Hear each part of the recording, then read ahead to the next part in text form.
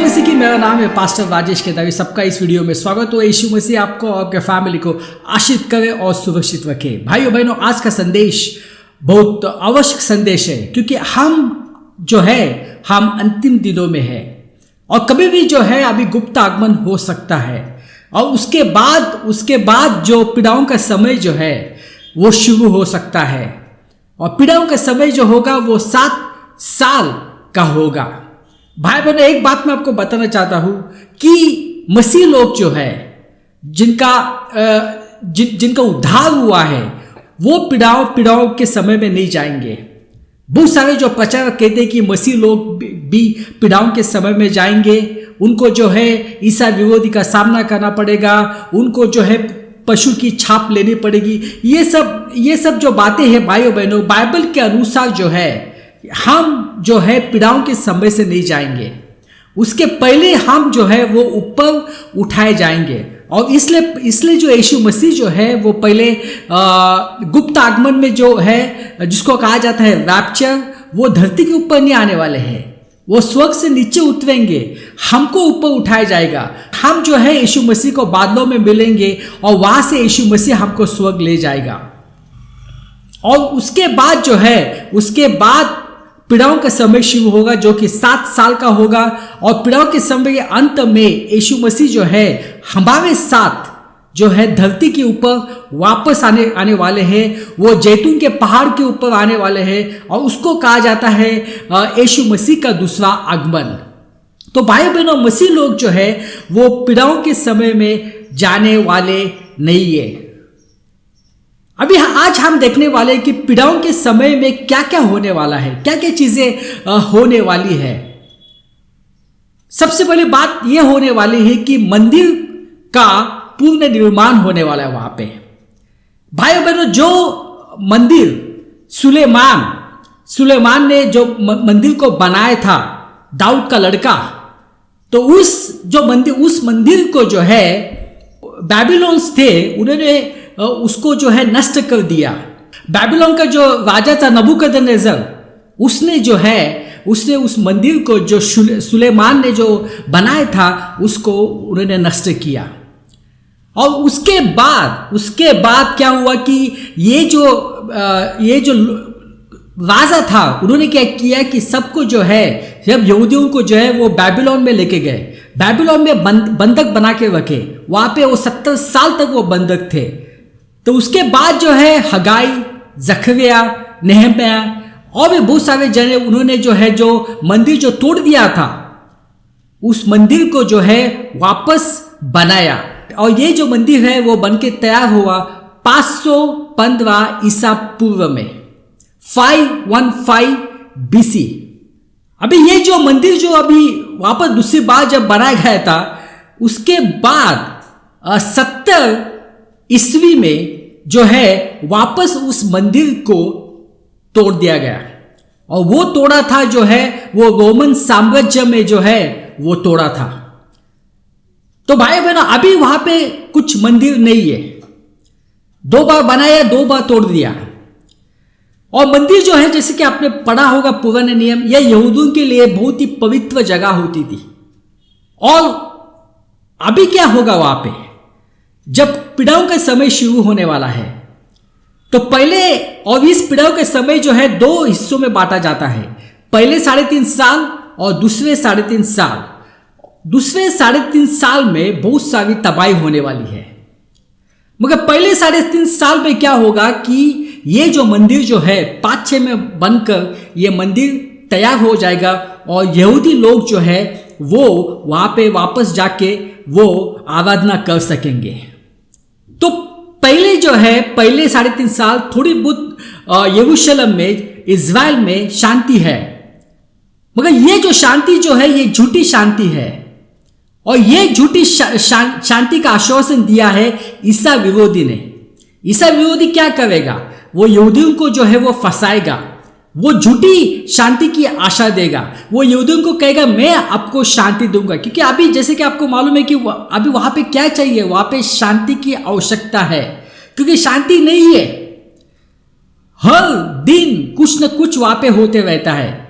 तो जब ये ईसा विरोधी जब उनको शांति का आश्वासन देगा। और ये जो ईसा विरोधी जो है वो दुनिया का बहुत ही पावरफुल एक लीडर होगा या तो पावरफुल पॉलिटिशियन होगा, जो उसके पास अथॉरिटी होगी दुनिया में कुछ भी करने की। तो वहां पे जो मंदिर है वो बन जाएगा। तो ये बात जो है, ये बात पहली क्लेश काल में होने वाली है। दूसरी बात जो होने वाली है कि ईसा विरोधी जो है वो प्रकट होने वाला है। देखो अभी ईसा विरोधी कहा तो भी है, मगर जब कलीसिया ऊपर जाएगी, ईसा विरोधी जो है वो सबके सामने जो है वो आ जाएगा। क्योंकि अभी जो है अभी वो आ नहीं सकता है, क्योंकि कलीसिया ने जो है उसको रोक के रखा है। और इसका वचन भी है, आइए हम पढ़ते हैं दूसरे थेसलोनियंस 7:8 में, क्योंकि अधर्म का भेद अभी भी कार्य करता जाता है, पर अभी एक रोकने वाला है, यानी हम कलीसिया, और जब तक वह दूर न हो जाए वह रोके रहेगा, तब वह अधर्मी प्रकट होगा, जिससे प्रभु यीशु अपने मुंह के फूंक से मार डालेगा और अपने आगमन के तेज से भस्म करेगा। तो यहां पे ये लिखा है कि जब तक वो जो है, जब तक कलीसिया है वो जो है उसको रोक के रखी है, और जब कलीसिया ऊपर जाएगी तो ये अधर्मी यानी ईसा विरोधी जो है वो प्रकट होगा। मगर क्लेश काल के अंत में क्या होने वाला है, यीशु मसीह आने वाले हैं, और यीशु मसीह की उपस्थिति से, यीशु मसीह के मुंह की फूंक से ही ईसा विरोधी का जो है वो नाश होने वाला है।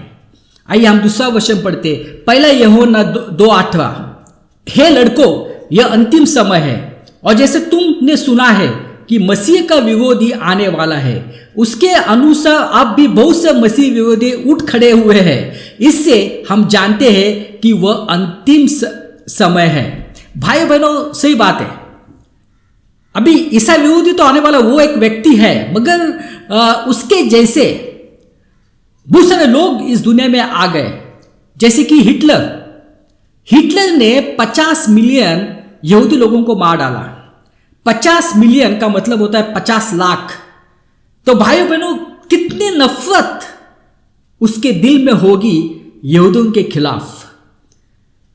क्या किया था यहूदियों ने उसको, मगर तो भी वो जो है वो यहूदियों को नफरत करता था, क्योंकि ये नफरत जो है वो नक से आती थी। तो ये भी जो है ये एक ईसा विरोधी जैसा उसका आत्मा था। दूसरा था हमान, जो आपने पढ़ा होगा, रूत की किताब में पढ़ा होगा, उसने क्या डिक्लेरेशन किया था कि पर्शिया में जो भी है यहूदी लोगों को मार देना चाहिए। मगर ऐसा नहीं हो सका, क्योंकि वहां पे रूत थी। हालेलुया। और उसके बाद 164 BC में, ईसा पूर्व में, और एक राजा था एंटिकस एफिनेसिस, जो कि वो यहूदियों के खिलाफ बहुत था, और उन्होंने बहुत यहूदियों के खिलाफ अत्याचार किए, और उसका ये कहना था कि यहूदी जो है इस दुनिया में होने ही नहीं चाहिए। तो ये सब जो है ये सब एंटी क्राइस्ट जैसी है, मगर वो एंटी क्राइस्ट, वो ईसा विरोधी आने वाला है, क्लेश काल में वो आके प्रकट होगा। आइए दूसरा वचन पढ़ते, दूसरा थेसलोनिय 2:3, किसी रीति से किसी के धोखे में न आना, क्योंकि वह दिन आएगा जब वह धर्म का त्याग न होले और वह पाप का पुरुष अर्थात विनाश का पुत्र प्रकट न हो। पाप का पुरुष का मतलब क्या? पाप का पुरुष का मतलब है ये ईसा विरोधी, उसको विनाश का पुत्र भी कहा जाता है, जो विरोध करता है और हर एक से जो ईश्वर या पूज्य कहलाता है अपने आप को बड़ा ठहराता है, यहां तक कि वह परमेश्वर के मंदिर में बैठकर अपने आप को ईश्वर ठहराता है। तो भाई बहनों, यहाँ पे क्या होगा? अभी जैसे मैंने कहा कि पहले 3.5 साल में ये तो बहुत ही अच्छा नाटक करेगा, झूठी शांति की आशा देगा यहूदी लोगों के लिए, यहूदी लोग की फंस जाएंगे उसके जाल में। 3.5 साल तक वो अच्छा था, मगर उसके बाद क्या होने वाला है? उसके बाद जो मंदिर बना है, परमेश्वर के सिंहासन में जाके वो बैठने वाला है, और वो कहने वाला है, वो ऐलान करने वाला है कि अभी यहूदी लोग, सब दुनिया के लोग, अब तुम मेरी अभी भक्ति करना, मैं खुदा हूं, मेरी उपासना करना आप। और वो यहूदियों के पीछे लगेगा, यहूदियों का जीना मुश्किल कर देगा, बहुत सारे यहूदियों को मार देगा, बहुत सारा अत्याचार करेगा। यहूदी तित बितर हो जाएंगे और यहूदी लोग जो है वो पश्चाताप करेंगे। वो फिर यीशु मसीह से प्रार्थना करेंगे और यीशु मसीह को कहेंगे हमें माफ करना, हमने गलती की, आप ही वो मसीहा है। और जब वो अपनी गलती मानेंगे, पश्चाताप करेंगे, यीशु मसीह जो आने वाला है। जैसे कि मैंने कहा कि यहूदी लोग जो है वो क्लेश काल से जाने वाले हैं, क्योंकि वो यीशु मसीह पे विश्वास नहीं करते, आज भी नहीं करते। मगर क्लेश काल में वो विश्वास करेंगे, यीशु मसीह को पुकारेंगे, यीशु मसीह आ जाएगा और अपनी मुंह के फूंक से ही वो जो ईसा विरोधी है और उसकी जो फौज है, उस फौज का नामो निशान मिटा देगा। और दूसरी चीज क्या होने वाली, एक चीज होने वाली की है, 2 गवाहों की हत्या। भाइयों बहनों, ये क्लेश काल में 2 गवाह आने वाले हैं। और 2 गवाह कौन है? वो है मूसा और एलिया। ये 2 गवाह आने वाले हैं और ये जो है ये दुनिया के लिए आखिरी सुसमाचार प्रचार करेंगे। ये जो क्लेश काल में रहेंगे उनके लिए ये आखिरी मौका होगा स्वर्ग जाने का, पश्चाताप करने का। तो वो जो है और उनके साथ 1,44,000 यहूदी भी रहेंगे जिन्होंने क्लेश काल में जो है उन्होंने यीशु मसीह का स्वीकार किया। और वो जो है वो सब जन सारी दुनिया में जाके वापस सुसमाचार, ये आखिरी बार होगा, का प्रचार करेंगे। मगर ये जो 2 गवाह है मूसा और एलिया जो है उनकी हत्या कर दी जाएगी। आइए हम पढ़ते हैं उसको। प्रकाशित वाक्य 11, 8 और 10। उनके शव उस बड़े नगर के चौक में पड़े रहेंगे जो आत्मिक रूप से सदम और मिस्र कहलाता है।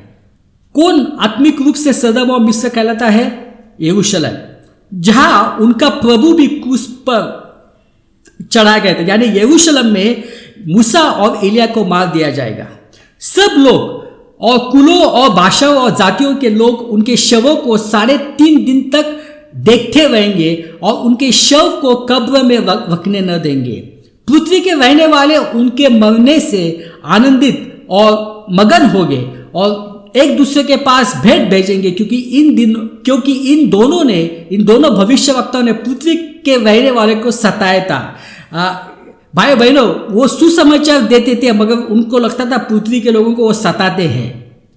तो यहाँ पे क्या हुआ, उनका जो है उनको मार दिया गया। उनका जो प्रेत है और उनका जो शव जो है वो 3 दिन तक जो है वैसे रखा गया और दुनिया के सारे लोगों ने उसको देखा। अभी भाइयों बहनों, ये जो है ये कैसे देखा होगा उन्होंने, सारी दुनिया के लोगों ने।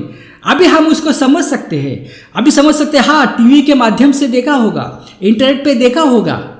मगर भाई बहनों देखो, इसकी भविष्यवाणी जो है प्रकटीकरण में की गई है। सब दुनिया के लोग उस शव को देखेंगे, मूसा को देखेंगे, एलिया को देखेंगे और वो बहुत खुश हो जाएंगे। वो कहेंगे गया, और वो एक दूसरे को जो है वो भेंट भेजेंगे। आइए आगे क्या होता है देखते हैं। परंतु 3.5 दिन के बाद परमेश्वर की ओर से जीवन का श्वास उनके पेट गया और वे अपने पांव के बल खड़े हो गए और उनके देखने वालों पर बड़ा भय छा गया। प्रकाशित वाक्य 11-12। तब उन्हें स्वर्ग में एक बड़ा शब्द सुनाई दिया, यहाँ ऊपर आओ। यह सुन वे बादल पर सवार होकर अपने वैरियों को देखते देखते स्वर्ग पर चढ़ गए। फिर उसी घड़ी एक बड़ा भूकंप हुआ और नगर का 10वां भाग गिर पड़ा और उस भूकंप के 7,000 मनुष्य मर गए और शेष ढेर हो गए और स्वर्ग के परमेश्वर की महिमा की। तो भाइयों बहनों, ये होने वाला है। ये लोग उनको मार देने वाले हैं, मूसा और एलिया को, मगर जो है परमेश्वर उनको जिंदा करेगा और उनको जो है ऊपर बुलाया जाएगा। मगर जब ये लोग देखेंगे भाई ये तो मर गए थे मगर ये वापस जिंदा होके ऊपर जा गए, तो वे भी जो है वो एकदम आश्चर्यचकित हो जाएंगे। मगर उस वक्त बड़ा भूकंप हो जाएगा और लगभग 7,000 लोग उस वक्त मरने वाले हैं। तो भाई बहनों, ये सब जो है चीजें पीड़ाओं के समय में होने वाली है। और जैसे कि आपको मालूम है कि पशु का चिन्ह, मार्क ऑफ द बीस्ट, अभी जो वहां जो रहेंगे उनको वो लेना ही पड़ेगा। और इसलिए भाइयों बहनों, उस वक्त यीशु के ऊपर विश्वास करना बहुत बहुत मुश्किल हो जाएगा, क्योंकि यदि आप यीशु मसीह के आप वो ले नहीं सकते, मगर आप लेंगे नहीं तो आपको जो है आपको काट दिया जाएगा। या तो आप कुछ खरीद भी नहीं सकते, या तो कुछ आप बेच भी नहीं सकते हैं। इसलिए भाइयों बहनों, ये समय है यीशु मसीह के ऊपर विश्वास करने का। आइए हम उसको पढ़ते हैं। दूसरे थिस्सलुनीके 2:4, उसने छोटे बड़े धनी कंगाल स्वतंत्र दास सभी के दाहिने हाथ या उसके माथे पर एक छाप करा दी कि उसको छोड़ जिस पर छाप अर्थात उस पशु का नाम था उसके नाम का अंक हो, अन्य कोई लेन देन न कर सके। ज्ञान इसी में है, जिसे बुद्धि हो वो इस पशु का अंक जोड़ ले, क्योंकि वह मनुष्य का अंक है और उसका अंक है 666 666 पशु का छाप। और एक बात जो होने वाली, जैसे मैंने आपको बताया कि यहूदी लोगों का जो है वो जो है वो पश्चाताप करने वाले हैं और उनका उद्धार होने वाला है। भाई बहनों, पीड़ाओं का समय यहूदी लोगों के लिए है और जो अविश्वासी है उनके लिए, मसीह लोगों के लिए नहीं, क्योंकि बाइबल कहती है कि ये याकूब के पीड़ाओं का समय है। अभी याकूब का नाम परमेश्वर ने क्या किया? इज़राइल। तो ये इज़राइल के लिए जो है पीड़ाओं का समय, और वो जो है वो पश्चाताप करेंगे क्लेश काल के अंत में। आइए हम पढ़ते हैं। मैं दाऊद के घराने और यरूशलेम के निवासियों पर अपना अनुग्रह करने वाली और प्रार्थना सिखाने वाली आत्मा उंडालूंगा, तब वे मुझे ताकेंगे, अर्थात जिसे उन्होंने बेदा है, और उसके लिए ऐसे रोएंगे जैसे एकलौता पुत्र के लिए रोते पिटते हैं, और ऐसा भावी शोक करेंगे जैसा पहिलौठे के लिए करते हैं। तो भाइयों बहनों, यहूदी लोग उस समय पश्चाताप करने वाले हैं, मगर दुख की बात है उनको पीड़ाओं के समय से जाना पड़ेगा। तो ये सब बातें होते रहेंगी पीड़ाओं के समय में, मगर स्वर्ग से भी जो है भयंकर पीड़ा इस धरती पे ऊपर आने वाली है। वो पीड़ाओं को कहा जाता है 7 मुहरों की पीड़ा, उसके बाद 7 तुवीहों की पीड़ा और 7 कटोरों की पीड़ा, और उसमें भी अलग अलग 7 भाई बहनों, वो समय बहुत भयंकर होगा। ऐसे तूफान होंगे जो कभी धरती के ऊपर नहीं होंगे। ऐसे भूचाल होगा, ऐसे अर्थक्वेक्स रहेंगे, भूकंप होंगे जो कि हुए नहीं है। ऐसे सुनामीज को देखेंगे जो कि कभी ऐसे सुनामीज आए नहीं है। ऐसे पैंडेमिक होगा जैसा कोविड हुआ था, मगर उससे भी 10% 100% खतरनाक पैंडेमिक आने वाला है। बहुत सारे लोग मरने वाले हैं, बहुत कुछ होने वाला इस धरती के ऊपर। भाइयों बहनों, यही समय है आज पश्चाताप करने का। यदि आप यीशु मसीह के ऊपर विश्वास करते हैं कि वो खुदा है जिसने मेरे लिए, मेरे पापों के लिए क्रूस के ऊपर अपनी जान दे दी, लहू बहाया, उस लहू से मेरे पाप की क्षमा हो जाती है, उनको गाड़ा दिया गया, 3 दिन के बाद वो वापस जी उठे। भाइयों बहनों, यदि आप विश्वास करते हैं यीशु मसीह के ऊपर, आपको कुछ करने की आवश्यकता नहीं है, क्योंकि उद्धार और स्वर्ग जाना यह अपने कर्मों से नहीं होता है।